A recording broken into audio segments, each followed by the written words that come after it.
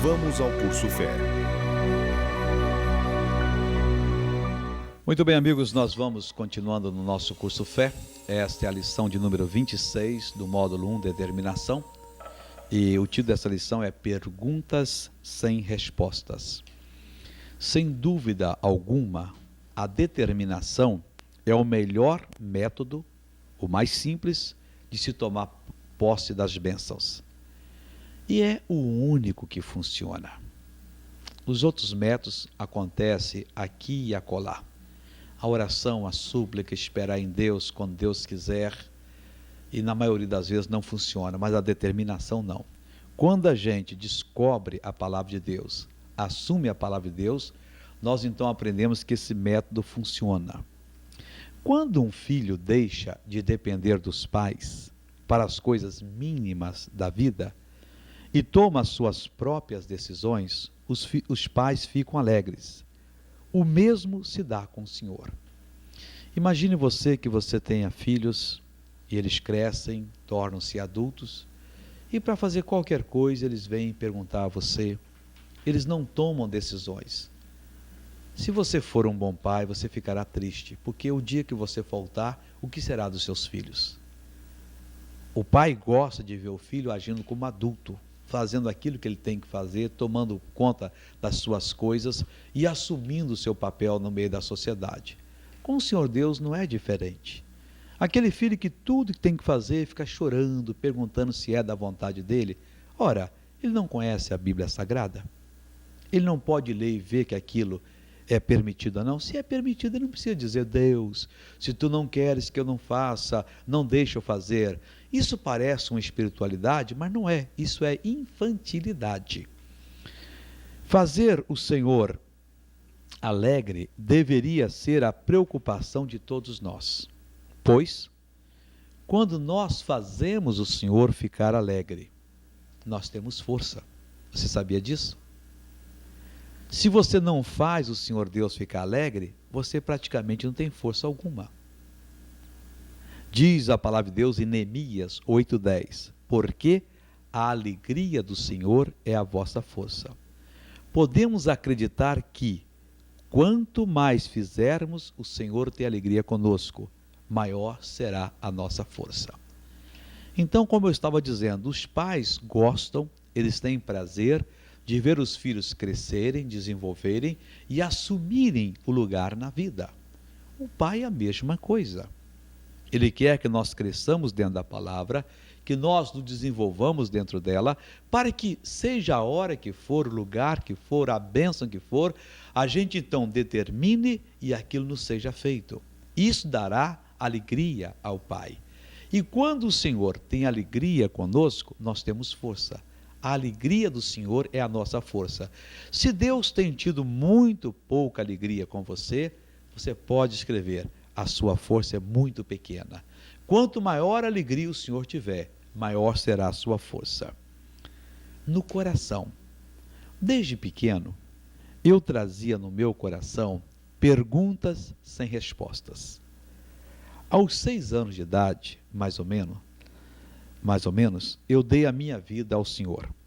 Tive altos e baixos. Até os 20 anos, quando eu me firmei na fé.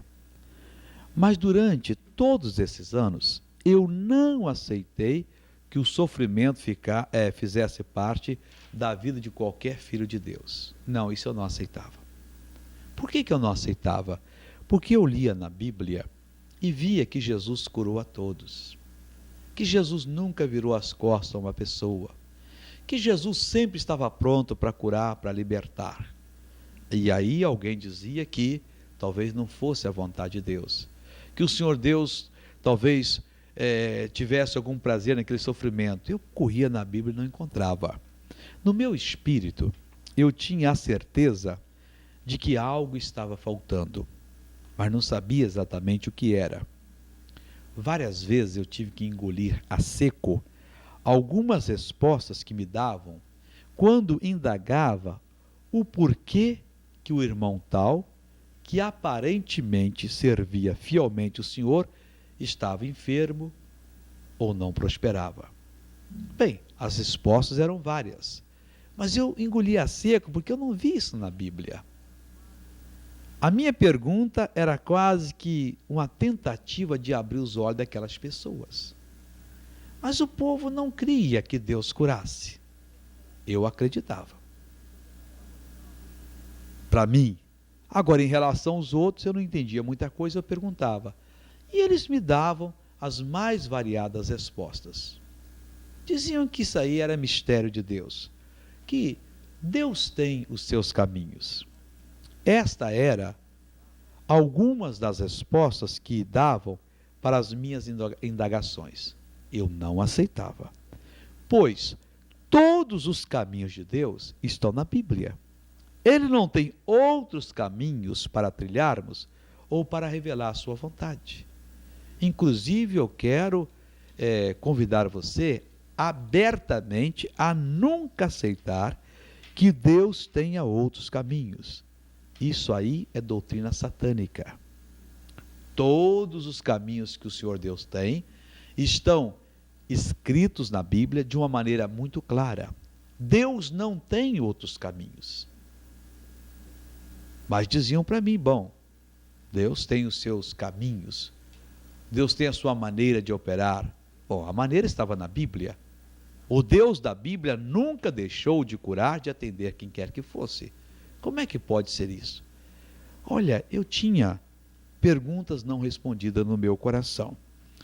E eu lembro uma vez, eu era garoto, 11 anos de idade, 11 para 12, foi a primeira vez que eu saí da cidade que eu nasci, uma cidade muito pequena no interior do Espírito Santo. E eu fui passear em Cachoeiro de Itapemirim, 80 quilômetros da minha cidade, pela primeira vez na vida, e eu fui maravilhado, puxa, fui para a cidade grande. Mas quando eu cheguei nessa cidade, fui para a casa de uma tia, na planta no topo do meu pé direito, me deu uma dor como se fosse um reumatismo. E eu simplesmente não podia andar. Como eu fiquei triste. Com muita dificuldade, uma ou duas vezes, com um primo, nós pegamos um ônibus, o filho dessa tia, e fomos até o centro de Cachoeira, que para mim era uma loucura ver aquilo ali. Mas eu tinha que voltar para casa. Isso foi a semana toda. No dia que eu vim embora, eu estava triste. Poxa, eu queria conhecer a cidade de um lado para o outro, conhecer coisas que eu não conhecia. Eu abri a minha Bíblia, que eu carregava a minha Bíblia comigo, e eu vi esse versículo que hoje eu prego. Tudo quanto pedires em meu nome eu farei. João 14,13. Esse que é a base da determinação. Eu não sabia determinar. Mas eu lembro-me que eu estava até em cima da cama, eu disse, Jesus, eu não aceito isso aqui. Eu vim passear e tal. Me cura, Jesus. Quer dizer, eu não determinei na hora o mal, mas eu pedi. Mas isso aí, já estava na hora de eu ir embora, era 12:00 e pouco, eu lembro direitinho, o ônibus saía 1h da tarde.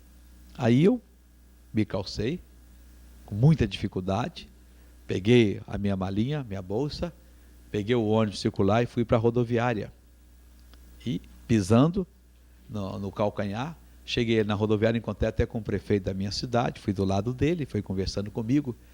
Eu, apesar de ser novo, de 11 para 12 anos, mas eu já dirigi um cinema na minha cidade. E tinha assim um conhecimento grande com as pessoas, eu tinha um prazer de conversar, conversando com ele.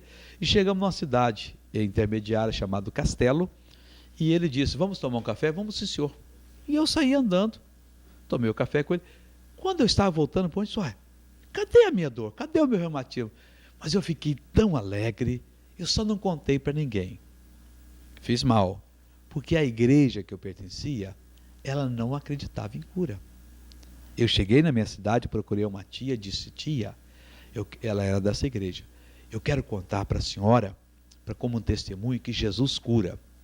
E eu contei o caso, disse, olha, eu também tenho alguns testemunhos assim. Agora, só não conta para ninguém não, porque lá na igreja eles não acreditam. Pois é, mas eu também estou contando para você, ele cura mesmo, a palavra de Deus é assim. E ela me contou até os outros casos. Então, eu não aceitava as outras desculpas, porque na Bíblia era diferente. A insinceridade das pessoas. Com o passar dos anos, tenho observado que quase todas as pessoas não são muito sinceras. Deixe-me explicar bem. Pois essa minha avaliação engloba até os mais conhecidos servos de Deus. Na maioria das vezes, a pessoa, quando questionada sobre determinado assunto, não tendo conhecimento bíblico daquele assunto, para não ficar mal, pelo menos é o que ela acha que ficaria, ela dá qualquer explicação que, na maioria das vezes, fere o espírito da palavra. Isso é muito errado fazer. Eu acho que a pessoa tem que ser sincera. Se você não sabe dar uma explicação, no caso, tem que ser uma revelação de Deus, não dê a sua opinião. Porque a sua opinião pode ser completamente errada em relação à revelação de Deus. Eu lembro um dia que eu estava no programa nosso de televisão, ensinando sobre Mateus, e eu cheguei num versículo que eu não tinha uma revelação ali para dar. Bem que eu tentei. Claro que eu já ouvi várias pessoas falar alguma coisa, eu tenho algum conceito daquilo, mas eu disse, olha, não vou falar nada, vou pular esse versículo. Várias pessoas me escreveram, missionário, aquele versículo significa isso. Ora, o que elas falaram eu também já ouvi falar. Mas eu não estou querendo simplesmente ser um gravador de repetição. Se eu sou um ministro da palavra, se eu sou cheio do Espírito Santo, eu tenho que ter a palavra da sabedoria. Ou seja, eu tenho que abrir a Bíblia e revelar o que é que a Bíblia tem. Quando não me é dada aquela revelação, eu devo me calar. Então, se você me pergunta alguma coisa que eu não sei, o que é isso, missionário? Desculpe, mas eu não tenho de Deus uma palavra. Mas o senhor não entende nada? Bom, eu entendo para mim, mas eu não vou dar a minha explicação, porque se eu lhe der a minha explicação, você vai sair por aí falando para outras pessoas que essa é a minha explicação, que essa é a verdade. Mas pode não ser, porque isso é a minha interpretação e não a interpretação que Deus tem me dado. Quando Deus me dá, então eu vou dar para as pessoas. Eu não estou ensinando a determinação porque eu descobri a determinação, sou um homem inteligente, eu acho que é assim. Não. Eu provei e vi que funciona e nunca falhou uma vez sequer e não falhará. Então eu posso dar para você. Agora, eu tenho descoberto que as pessoas não são muito sinceras. Eu falo até dos mais consagrados pregadores. Você vai dar para, vamos dizer assim, você faz uma pergunta, você quer uma indagação e ele não tem, mas aí para não ficar mal, bom, isso é isso, fala da cabeça dele. Isso é até um perigo grave que a pessoa está incorrendo, porque ela vai dar contas a Deus. As respostas que eu precisava. Quando entendi a determinação, tive de uma vez por todas as respostas que precisava. Aprendi que o que estava errado era o nosso entendimento de como as coisas espirituais funcionam.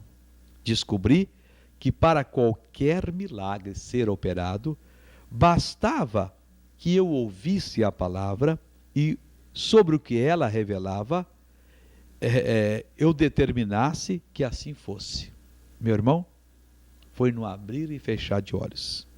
Eu agora tinha todas as respostas às minhas perguntas. Olha, desde criança, eu tinha perguntas sem resposta no meu espírito. Eu as armazenava comigo. Eu não entendia, mas de uma hora para outra, todas elas me foram dadas. Então, eu não esperei nem mais um minuto. Eu entrei na presença de Deus, ou seja, eu usei a palavra dele, e eu pedi a ele que primeiramente me perdoasse pela minha ignorância, na qual, muitas vezes, eu cheguei a duvidar da sua fidelidade. Em seguida, eu dei uma ordem, exigindo que o diabo saísse do meu corpo com o seu resfriado, com o qual havia mais de 2 anos que eu estava sofrendo. Ele saiu. Desde o dia 2 de dezembro de 1984 que eu estou curado. Nunca mais eu fiz uso de um comprimido. Vamos entender isso aqui.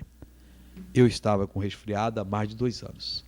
Algumas vezes achei até que Deus fosse um pouco infiel, porque eu perguntava a ele por que ele não me curava, o que eu tinha que fazer, e não vinha a resposta. Até que Um dia, eu lendo o livro do Reagan, O Nome de Jesus, todas as minhas perguntas foram respondidas. Nessa só explicação, eu não tinha que pedir a bênção, eu tinha que determinar, eu tinha que exigir, eu tinha que mandar acontecer. Meu irmão, eu tomei uma posição, eu me estabeleci sobre a palavra do Senhor. E olha, glórias sejam dadas ao nome do Senhor. Desde então, bendito seja Deus, nenhum comprimido eu precisei de tomar. Acabou-se por completo aquele sofrimento.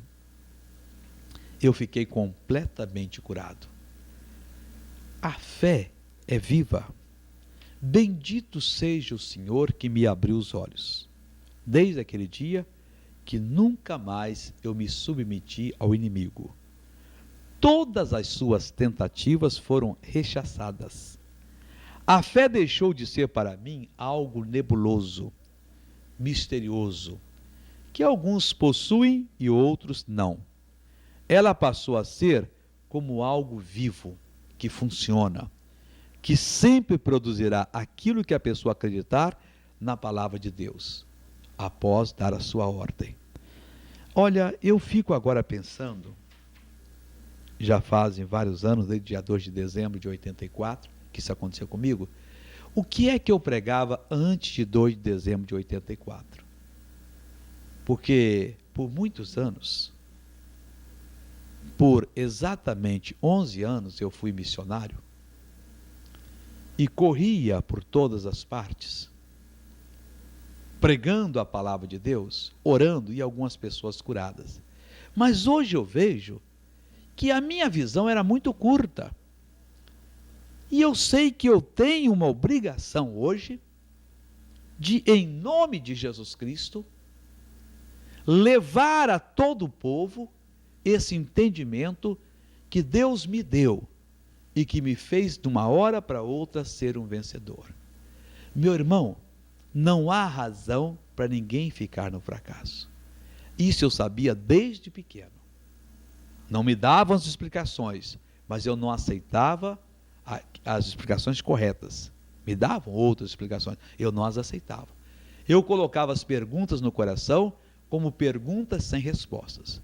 Eu sabia que Deus ia me responder. E não foi com uma voz que me falou, não foi um anjo que me apareceu, não. De uma hora para outra eu entendi. Começou com o livro O Nome de Jesus de Reagan, mas depois cresceu e cresceu bastante. Eu vi que o erro estava em mim. E eu tomei uma posição. Até o dia de hoje, nunca mais eu tomei um comprimido sequer. Eu simplesmente me estabeleci na palavra de Deus. É o que você está precisando de fazer. O primeiro sinal que o mal está vindo na sua vida, iniba-o, dê uma ordem paralisando-o e não permita que ele chegue até você. Porque você é de Deus, criado para ter sucesso, e Deus quer que você tenha sucesso. Amém? Passemos para outra lição.